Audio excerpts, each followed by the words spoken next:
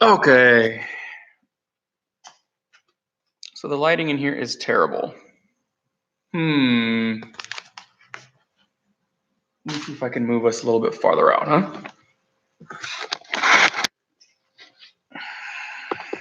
More light, more light. A little better. How's it going, guys? Trying to figure this whole YouTube thing out. So apparently, YouTube will not let you go live on your handheld device unless you have 1,000 subscribers. So I got to carry my laptop. Hey, what's up, Jason? How's it going, man? So YouTube, for the very first time, Instagram saw it first, but YouTube, I have a new addition to the family. So here before you guys, you see my 2020 Jeep Wrangler Gladiator. So what's cool about this guy is I've only had it since Wednesday. Today is Monday, so a couple days, and had it out to the shop to start doing a couple of minor things to it that I needed before we start tearing her apart. But I shouldn't call it a her. Wifey says it's a him. But I'm sure the major question on here is what happened to the JK? Well, the JK is gone, and that's just the way it goes. Old one out, new one in. I typically didn't hold on for cars for that long in the past, and the only reason I did so on this one was because, I mean, the Wrangler just works so well. So it's a little bittersweet. If you guys want to see that, I'll make sure to link at the end of this the walk around for that one. What I wanted to do today is take you kind of through the new truck, some of the things that are going on, and I have plans for, but I didn't want to do like a walk around video where it had edits and all that stuff like I did for my JK, because this one is completely stock. So I don't want to like play it up like it's something crazy. You know what I mean? I will do that, however, once I get to that point to where it is obviously not stock. But this video is going to be basically what I got on it and what options I was looking for. So to get started, if you guys are ready, let me see here. I'm holding a laptop, so if it's awkward, that's why. Again, I couldn't live stream on my. Hey, what's up, Jason? What's going on, cousin? I couldn't live stream on my phone because I guess again, YouTube has a stipulation where you have to have 1,000 subscribers before you can use the app. So here I'm actually on my laptop. So I'll be pulling it inside and talking from there. So if you guys take a look here, let me move to the light a little better and see if I can hold the laptop as well as kind of talk a little bit. So this is my 2020 Jeep Wrangler Rubicon. The base price for these things for this one as listed is $43,545. These things are not cheap. As a matter of fact, I said so. If you look back, I have another video where me and Mikey, actually all the little ones, went to the dealership and they let me kind of do a first impression of an Overland model and a Sport. Maybe I'll link that one instead. I can only link like one or two, but we'll see.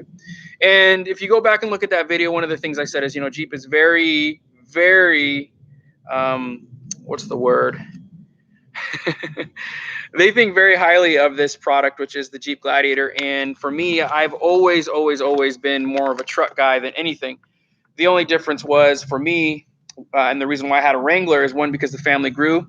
The JK was the introduction of the 4-door, and I actually prefer straight axle suspension rather than independent front suspension. So that was the trade-off. This vehicle quite literally is the answer to everything for me, though. It's so good to be back in a truck, to be honest. And I'm not a really big fan of the full-size class or the full-size market. So this one I'm super excited for. I mean, to be honest with you, this thing is everything that I've been looking for and then some. So when I first started out, I had told the dealership and a couple of guys that I knew, Called up a dealership that I had purchased, our Jeep JL, that also has a video on here if you guys want to check that out. It now has 15,000 miles on it, and I'm about to do the 15,000 mile review on that guy. And I called him up and I was like, hey, check it out, man. There was a slight market correction on these things, and there's going to be another one when the diesel comes out. So they did kind of go down in price, and I started noticing that. One of the comments I made on that last review was, these things are overpriced. I still feel that way-ish now that I've had it for under a week. Actually, this morning was the first tank of gas that I put in it. And I actually haven't been able to do a video on it because it's just been raining through the holidays, through Thanksgiving. So I figured now's a good time. Got it home, figured out this whole YouTube stuff, and we'll go from there. So they're still pretty expensive. Like I said, the base model price was around $43,545 on the sticker. This one with the options, the sticker price is $56,030. Then you got to factor in, tax, title, license, and whatever warranties, if you want to add that, gap, stuff like that, to give you an idea of what these cost. This one has several options on it that I wasn't looking for, but as we go through the story, you'll find out why they ended up on here. So first and foremost, I wanted, I guess, I don't know if you want to call it a base model Rubicon, because the Rubicon is the highest iteration in any of the lines of Wrangler and Gladiator now. It goes Sport, or in the Gladiators, it goes Sport, Overland, Rubicon, and in the Wranglers, it goes Sport, Sahara, Rubicon. So the reason for the choice for me to go Rubicon was, it's only a few $1,000s between the Sport model, like say I was going to go Sport with max tow, to the Rubicon. A Sport is still going to run you, somewhere around $47,000 here in the state of Arizona. So I figured, you might as well get everything that you need, because we do use these things, and go from there. I'm sorry if you guys keep getting this huge shadow. I'm trying to figure out what's the best way here. I might even just pull a table out and sit right here as we talk, but I'm also trying to give you guys some views of it. There you go. See the sun shining off my forehead. But yeah, beautiful day today. We got a 2020 Jeep Gladiator. The color is Stingray. This one was optioned with a black Mopar grille. And we'll just start from the front back. So it has the factory plastic bumpers. So I did not get the option for the steel bumpers with the option for, or to add later, a winch, because I do plan on replacing these.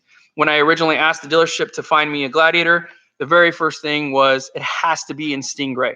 These ones were just released here, and that's part of the reason why I chose to get a little more aggressive with the purchase, because I didn't want a white one, I didn't want a black one, and those are the only ones really offered here at the time for the beginning year. So since this is a 2020, Stingray came in. That was a deal, a deal breaker. If they couldn't find me that, then I'll just wait. So they found three, quote unquote, and I say quote unquote because the first two they claimed they could get and then couldn't, and then at the end of the day, this is the one that came in, which was a little more expensive. So the thing that made this one more expensive, and we'll start from the front, is it has the full LED light package. So it doesn't have LEDs on the fenders, the headlights, which are really cool, to be honest with you.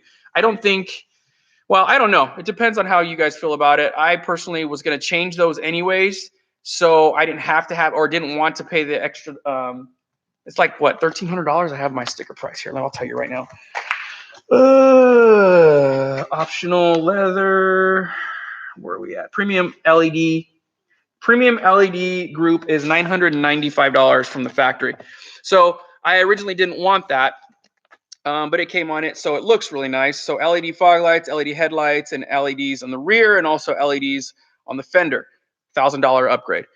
Also, the black Mopar grill is another, I want to say it was $500. Satin black Mopar. Oh, I'm sorry, $200. So that's one of the things that somebody optioned it out, and it gives you another $200 on the sticker price. Again, I'm just naming that out so you can see how these things add up, and you don't have to do it that way, especially if you're going to replace lights. You don't need to do that. So that's it. This one did come Stingray, and what's cool about this one is it does tie in, the black Rubicon stickers, which they all come with, obviously. Those of us who drive Rubicons are super proud of that. Just, I don't know. Anyways, red around them. There's red accents everywhere, which when I first kind of saw it online, because I bought this one sight unseen, I was like, I don't know how I feel about that, but it's growing on me. And the main reason why, though, is because the tie-in on the interior. So when you get in here, you can see there's the Rubicon red dash, which is kind of symbolic now of the Rubicon in the Wrangler and also the Gladiator. And originally I was like, oh man, I'm going to change that because I really don't like that. And then when you come inside, it's got all the red accents and the red stitching on the leather, which to me, I didn't have to have, but since this one came with it, I said, okay, let's do it. So this one also has upgraded leather. It's got the, let me see if I can turn this around. It's got the, can you guys see that? There you go. The switches are an upgrade. What's cool about the switches is there's a hard wiring harness underneath the hood, but they are programmable from what I understand. I could be wrong about that, but I believe they are programmable. So you can go into the software and move things around if you so choose to after you have everything hardwired. I have the 8.1-inch screen on the dash, as well as heated cool seats and heated steering wheel, which isn't something that I wanted, but I thought it was okay to have. I mean, I'm not going to throw a fit about it. For me, it was more important to get the gray. So when you look at it, you have the two front seats that are all done leather, as well as the rear for the kids. The back here, you can see, has all the exact same matching stuff, of course. But one of the upgraded options here, because it does have an Alpine system, when you flip it down, oh, look, see, little Mikey. You have the factory, I don't even know what these are, dinosaurs. Anyways, you can see here in the back, it does have the factory Alpine system. It does have the Jeep Bluetooth speaker. So this thing does come out. You just put a little ejection strap there, it comes out. You could pair it to your phone, have it outside. Let's say if you're camping, or like for us in the boat, throw it in the boat and you have outside music, which is another option for these things. Let me see. So that's back in. Factory hardtop. It's not color matched. It's black. It does have the Freedom panels, factory options. And then as we move along, obviously the Rubicon has the rock rails. And one thing I did this morning after we had good weather is I took it in and I got a Rhino liner. Thanks to the guys over here at Rhino Pro in Avondale for hooking me up. I was able to get a full video of them and the process. So I'll be editing that, and that'll be more of a feature here or an episode. But it does have the LEDs in the rear of the tailgate. And then one of the things I didn't get on this option was it doesn't have the inverter for 12 volt / AC DC power on the rear. So I'll have to upgrade that. And as we come around the back, you can see the LED lights. I don't know if there's this one. LED lights, factory plastic bumper. It does have the red tow hooks. Does have obviously the towing package. These things tow 7,000 pounds on the Rubicons, and then more sliders in the rear for that departure angle. What's also cool is, you guys know I'm partnered with Falcon Tire. So these are the factory 32s, but specifically 285 70R17. And I love this AT3W. You're going to see these on my JL here real soon for 2020. And man, I would love it if Falcon Tire, if you're watching this right now, I would love it if you guys made these in a 40, because that would just be awesome on this truck. I don't know. We'll see. Maybe if I have any influence there, we can make that happen. But I love these all-terrains. At the moment, I already have a pair of 38s. You guys know I ran 38s for them this last year, but I do have a brand new set for this guy that we are intending on putting on. But like I said, if we can work out something where I can get these in 40s, that would be amazing. So that's about it. I mean, those are the options that you can kind of play with. I'm trying to think. One of the things that I did not get was the, let me go inside here in the cab. One of the things I did not get was the, I think it's called like crash avoidance or something like that. So in the front here, if you see it on another Gladiator, there's a huge box that comes with sensors that as you're driving and you approach something too fast, like it'll legit take over. lock up your brakes and avoid the collision. I don't know. I can't stand that stuff. I mean, for me, I would rather just cut all that crap out because I want to be in control. All that Skynet stuff, it bothers me. This one does not have that, thank God. And honestly, I probably would not have purchased it. I was rolling with one of my friends to one of our shows. Actually, it was that show that we got our puppy on, Atticus. That's also a video on here if you guys want to see that one. And for whatever reason, he just, kind of wandered a little bit. And his truck is pretty modified. And as he got too close to the guy in front of him, the brakes locked up on the road, and you'd see him like kind of jerk, and we're just like dying laughing at him. And I get it. Like, they're well-meaning, right? They're trying to avoid accidents and whatnot, but I don't know. It just doesn't. Maybe I'm old, and it just doesn't sit well with me. So that's what I got going on. I just wanted to kind of go over that with you, show you the prices. We got a lot of plans for this truck right now. I do have some verbal commitments with KC Lights. That's a new partner for this year that I'm super excited to have on. Nothing against Rigid at all. They're still my buddies. I love that. Those guys, great company. It's just for this year, we are going to run something different so I can get a better understanding of the market, and so I can give you guys like real experience instead of just saying, oh yeah, I run option A just because that's the only thing I've ever done. So you can see the sun's coming out. If you see here, I have changed this one this morning to a little rubber antenna because I don't like the factory ones that slap all over the place. But verbal commitment from KC Lights. Obviously, Falcon Tire is going to be a big portion of this guy. I already have 38s. I'm looking to run 40s. We're going to run around a 4-inch lift, 4.5-inch lift. I don't want to go big on the 6-inch. I kind of don't like that look, but understand when people do it because, the departure angle, they get it up and out of the way, especially if you're running 40s. You can run 40s on a 4.5-inch lift, which is why I like that lift. I'm going to start it with 38s. And if I can go farther in the future or build, 1 tons or I don't know, maybe purchase them, then at least I'll already have the suspension dialed. Coil sprung too, guys. I'm not planning on running coilovers per se, but if the opportunity arises and there's some partnering and stuff that I can do, I'm not opposed to it all. It's just this is more of an overland build that can crawl. You guys know our adventure rigs are always centered around that. This is not a crawler, right? My JK was more of a crawler. It was a mid-travel suspension. It didn't have long travel, but man, I took that thing everything where, as you guys have seen over the years, have been following me. So that's really the plan. I do want to do a bed rack in the back. I'm planning on going with a company called Rome Adventure for my rooftop tent. It's going to go on the bed rack. I have a Snowmaster already for it. Some stuff with Fieldcraft Survival. I'm going to put a visor panel up there for med and for some other stuff that you guys have seen. Very similar to my JK, only slight touches. There is a new generation of those that have come out. What's cool about these new Gladiators is they kind of there's a lot of forethought that was put into them. So things like, the panel system that I had in the rear, I really don't need. See if we can, because you guys have seen them on other YouTube channels and reviews. They have the MOLLE already built into them, but we'll see, because I do like having the option of the Go Light bag where I can just blow that out and take that with me anywhere.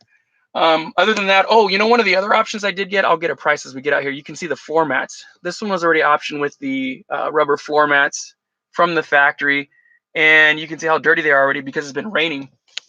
So that's pretty cool. I've always appreciated stuff like that because, like you guys have seen, we get these things pretty dirty when we're out traveling. But other than that, it's got Apple CarPlay. It's got its own navigation system, Sirius radio. What's also really cool, and I don't know if you guys have struggled with this at all with some of your vehicles, but this one has a pure sine inverter or a pure sine 12 volt, which is necessary for the new Apple products. If you guys have gotten a USB power and put it in the I guess they're cigarette lighters back in the day, but now they're a little 12 volt source and you can't charge your brand new iPhone. What's because they require a better source of power. This comes with it. There is 2 up front, 1 in the center, and then 4 in the back. So that's also cool for the kids' electronics and stuff that we need to charge. It keeps my phone completely going.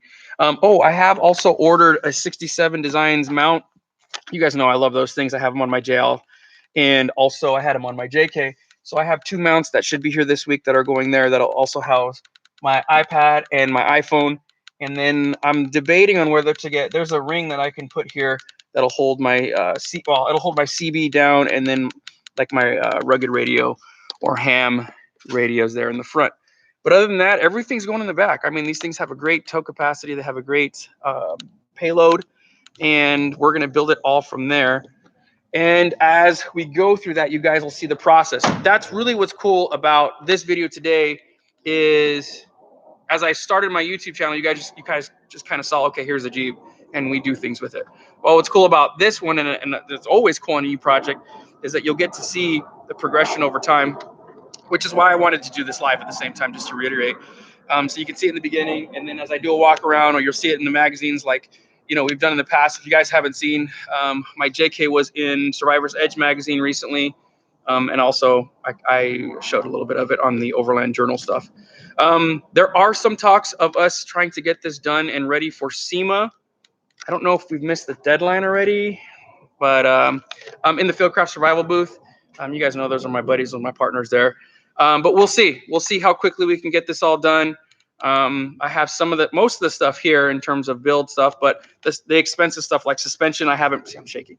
I haven't purchased yet. I'm looking to do, well, we'll see. I'll wait. Like I said, around a 4.5 inch lift, coil sprung. I do want to do progressive coils so that first top portion of it, when there's nothing in the back, or I don't have, you know, tires in the back or the rooftop tent, you know, those will maintain a nice ride height. But once those get on, if you have a single rate coil, it tends to sag those out. I know in my JK, I lost around 2 inches of height as I did that and started loading that up. And, you know, I mean, you can easily with passengers, with gear, with passengers and gear, you know, pull on and off 1,000 pounds. So that's one of those things to where this truck should manage all that better. And that's kind of the direction I want to go. Unless you know, can really dial in your secondary and primary spring rates on a coilover, you know, that's kind of the direction I want to go, is the coil sprung. But I'm open to anything. We'll see. But that's it. We're already 22 minutes in. That's all I wanted to show you guys. Is just the beginning of it. It barely got its first tank of gas today. I bought it with 80 miles on it. And it kind of took me, let's see, I ordered it on Saturday and I took delivery Wednesday night. So it took me a couple of days to get it. JK's gone. JL is still here for the moment. Look out for that video because I'm going to do a review on it. It has had a couple recalls already. A little annoying, but you know, I guess it is what it is with a new product. New meaning the 4-cylinder turbo that we're running on it. And we'll kind of see how that goes along. That one's going to get 35s, a real small lift, and be more of an overland / daily driver build. Not as extreme as the JK. So guys, thank you for coming on here. What's cool about this is if you want to see this live again, it'll save it on here, which is why I came over here. I'm trying to get, you know, all you guys who are super interactive on my Instagram page, a little more active on here. This is where I want to be. YouTube's a little more accessible, a little more fun if you ask me. But I appreciate you guys coming on here. And unless you guys have any other questions, I'm just kind of looking at them here. A lot of thought, you know, a couple highs. Can't wait to see what you have cooked up. Yeah, it's going to be awesome, Chris. Jason says, go big, go home. Exactly. I got pulled over. Well, I didn't get pulled over, but when I was pumping gas, the guy next to me goes, man, that's a very nice vehicle, son. And I was like, thank you, sir. He goes, well, it looks like you didn't. It looks like you got all the stuff on it. Like you didn't miss anything when you got the upgrades on it. I was like, well, yeah, you know, that wasn't my intention, but this is the one that's there. So I'm super excited to do it. Other than that, guys, thanks for being a part of this. You know, we're going to grow with this thing. I will tell you that I am watching the diesel, the 3-liter EcoDiesel closely. If that thing turns out to be what we all hope it is, then I would consider trading this one out and going the route of the diesel. The issue that I have with them right now, since they are on the 3rd gen, is that they're on their 3rd gen because they are unreliable and there are some pretty catastrophic things that are happening to them. So I have trust issues with it. So because I have trust issues with it and it puts you north of 60,000 miles to own one, I couldn't do it. That's the only reason why. I did want to make that change. They're saying they get, you know, a 500-mile range on those suckers, like upwards of 30 mpg.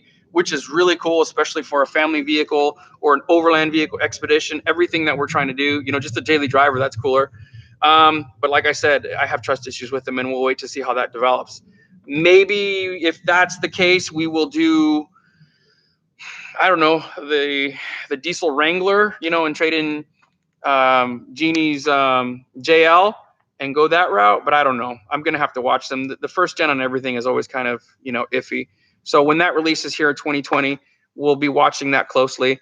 I'll definitely try and get some opinions and of people who own them. I know a couple buddies who have already said, "Oh, we're buying one no matter what." So maybe we'll be able to do a test drive and review or get them on here too. But again, guys, I really thank you for supporting this page. Tell your friends, like and subscribe. We can do more stuff like this if this is something you like. I'm trying to get to 1,000 right now. I think I only have upwards of 300 because, well, you guys know the page is new. But until then, I have to hold this giant, well, I guess it's not giant, just my laptop up and do these things. So thanks again, guys, and we'll talk soon.